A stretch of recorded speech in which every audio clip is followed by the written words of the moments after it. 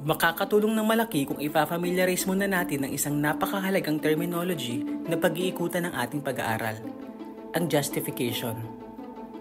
Ang salitang justification o justified ay salitang karaniwang ginagamit sa hukuman. To be justified is to be declared righteous, na pawalang sala in Tagalog.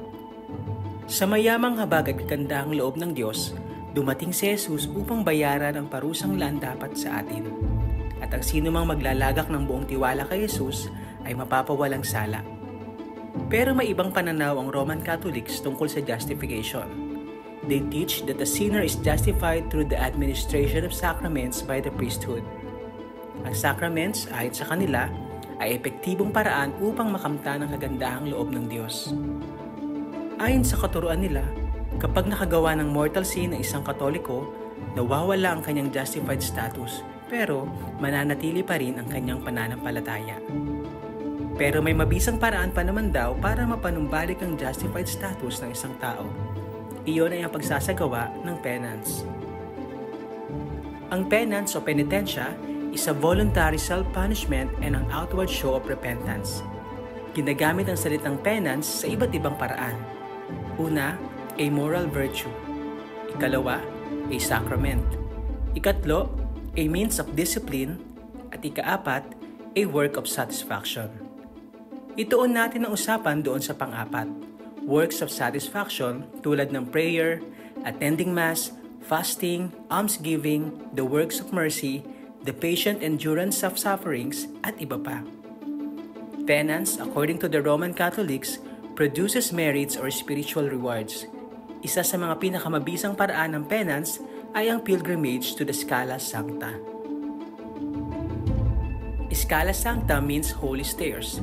Itinuturing itong banal dahil ito raw ang hagdan na inakyat ni Jesus tungo sa kanyang paglilitis sa harap ni Pontius Pilate. Inaakyat ito ng paluhod ng mga deboto habang nire-recite ang Our Father o Hail Mary. Ang indulgences na makukuha mula sa pagsasagawa nito ay maaaring ilaan para sa isang kamag-anak na namayapa na. Martin Luther went to this pilgrimage in the year 1510.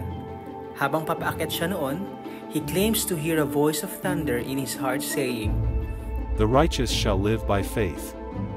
Sa pagkagulat, biglang napatayo si Martin at nakaramdam ng hiya at takot.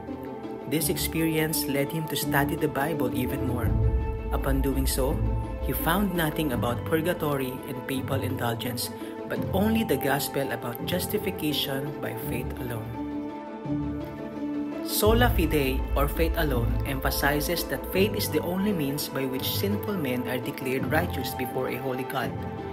If grace is the only basis by which God redeemed people, faith is the only means by which the redeemed are declared righteous.